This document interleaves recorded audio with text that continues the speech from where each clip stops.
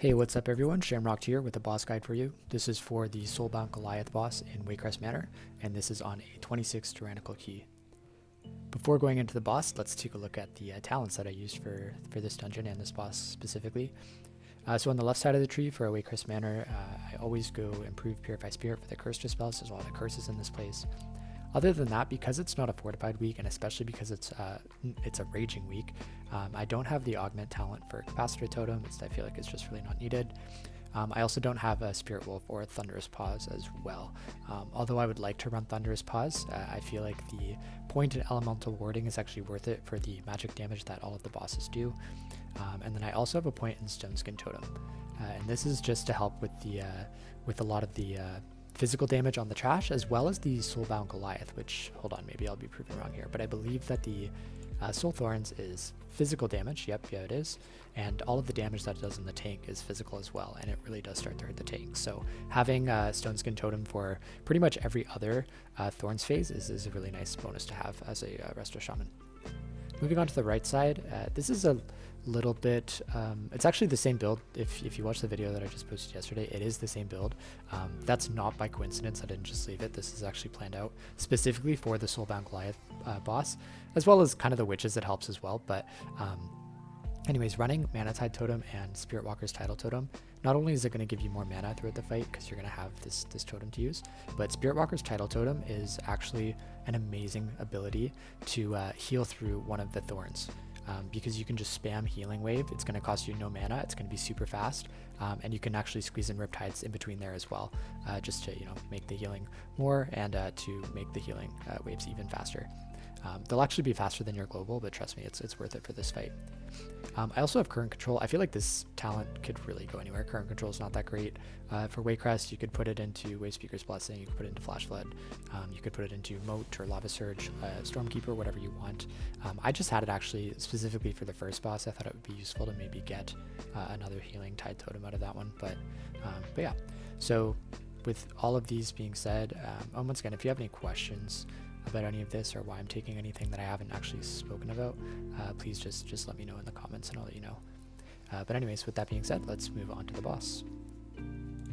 Real quick before we start, I actually wanted to call this out in the video, but I forgot, so I'm actually just inserting this after the fact.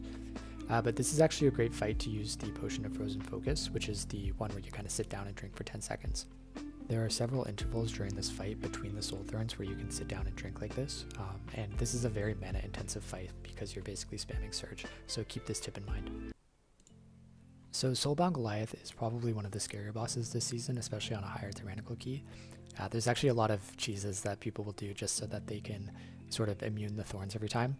One of the popular ones that I've been in a group that's done this, but I've also just heard about it a lot, is because the timer is so generous on this fight, you can actually have all of your people go out and switch to PvP trinkets that can just get rid of the stun immediately and get rid of the thorns. But anyways, we didn't do this, so we only have a couple of immunities here and we don't actually get to use them that much. So going into the boss, you're going to lust. You should pretty much always have lust for this boss. So the first thorns shouldn't be an issue. Your DPS should be able to kill it very quickly. So don't waste any cooldowns on it. The most I would do, and I actually did do it in this one, is put a Primordial Wave on everybody. Like put a Riptide on everybody and then put Primordial Wave out before the thorns go out, and then just use that as a boost to heal the person without wasting too much mana. You can also use Stone Skin Totem. It won't be up for every single Thorns. I mean, maybe it will be if you're really diligent. I just am not. But it will at least be up for every other one. And, depending on spell queuing, it might be up for some in a row. Like, I think I used it on the first one and the second one there. It also helps if you use it early, because then you can, get it up for the next one. So eventually, usually after the second or third Thorn, the tank will put him into the fire. This is where I use my throughput cooldowns. So if you'll notice here, this is actually kind of funny. The tank put him through fire and then lightning hit him again right as he finished. So he actually just did 2 fire phases there in a row. So I always use Ancestral Guidance with a Cloudburst Totem down, and usually a Nature Swiftness Chain Heal in there somewhere for the first fire. And then I would save Ascendance for the next one, or Healing Tide, whichever one you want to use. But I actually popped Ascendance early here because we had that sort of double fire mishap, which once again, kind of funny, but I remember at the time it was kind of scary. I didn't think we were going to live through that. Okay, and then the next Soul Thorns, because we were coming off of a double fire, the Paladin actually bopped the person, so they didn't have to deal with that. So going into this next one, I'm using Stone Skin Totem. I should be using a Primordial Wave, like I should be once again queuing that up, but I didn't do it in time. So now what I'm going to do is I'm going to spam Healing Surge. If I'm ever in a bind, like if you're trying to catch up or like you're not really ready, that's when I would pop my Mana Tide Totem, and then you just have, you know, your free healing waves that take literally like less than a second to cast. And you'll see I used that at least once in the fight, and it's pretty amazing for keeping them up. Which I'm upset I didn't really think about that until I was like this Tyrannical week, and I was like, oh, you know what, that'd probably be a really good strat. And yeah, it turned out to be. So for this next fire phase, this is where I would have used Ascendance, but I didn't have it. So I actually just started just normal throughput healing with Chain Heal, and then I popped a Healing Tide halfway through it, and that's going to help everybody get up for the next phase of the Soul Thorns. So for this Soul Thorns, I felt pretty confident in just healing them. So once again, just a spam Healing Surge. You just want to make sure that you have Healing Rain down or Riptide on the person so that they're getting that Deluge healing buff. And you want to try and sneak in some Riptides in between like every 2 Healing Surges if you're able to, because that's going to make your Healing Surges more likely to crit. And I find when I fail on this boss, it's when my Healing Surges decide to like not crit 4 times in a row, and then the person just kind of slowly trucks down. But if you do have nice Healing Surges and they do crit, you shouldn't have any issues keeping the person in the Soul Thorns up. This one I used Slink. It's just because I was actually in comms for this group and we just didn't have any other like any special DPS or DR to use. So we figured Slink would be the best bet there.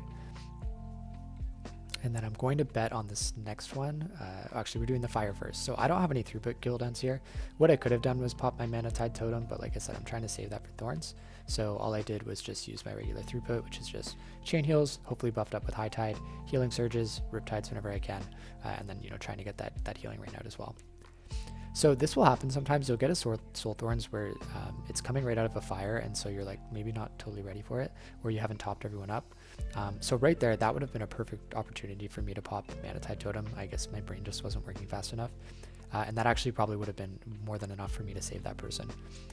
So it looks like I'm about to use Mana Tide for this one, which makes this one basically free. And once again, I don't really have any other cooldowns other than Ancestral Guidance right now that I could use, but I want to save that for the fire phases, so that's why I'm not using that for the Thorns.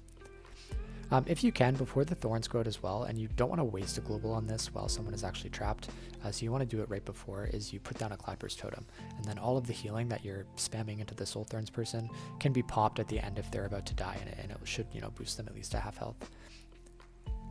Alright, this last fire phase I used Ancestral Guidance. Like I said, I was kind of saving it up for there, and then if we were to have another fire phase, I would have probably Ascendance for it, but I think we kill it before that happens. Alright, and then this Soul Thorns, once again, just normal healing. So you'll see a trend, like if you're not already dying from the fire, or I don't know, if somebody really squishy is on your team, or maybe if you have an Augboker and it just takes forever to kill the Thorns, you shouldn't be running into any issues other than that. Like, you should have good throughput as a shaman through Healing Surge, Riptide, Healing Rain, like, you know, those casts beforehand, to keep pretty much everybody alive. And you can also, if you're, you know, have the foresight and you don't feel like you're wasting the global, like the person's going to die in the time that you do this, you can Earth Shield the person off your first Healing Surge global.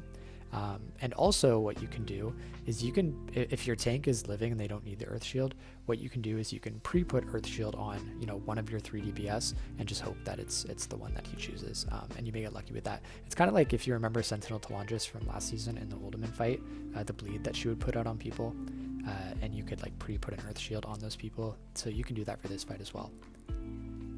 Just keep in mind though that the Thorns unfortunately can target the same person in a row. I feel like that's something they're going to fix. It shouldn't be that case, but as of right now, it is something that they do. So just be careful of that. But yeah, otherwise, I hope you enjoyed this video. There was an ability tracker in the top left if you didn't notice, so you can kind of go back and watch and see exactly what I'm casting and when. And yeah, good luck with this boss. It's kind of stressful. It's a little bit scary, but I promise you we have the toolkit and the throughput to be able to heal it on a 26, probably a 27 as well. I mean, I've tried on a 27, and unfortunately we did wipe on that boss.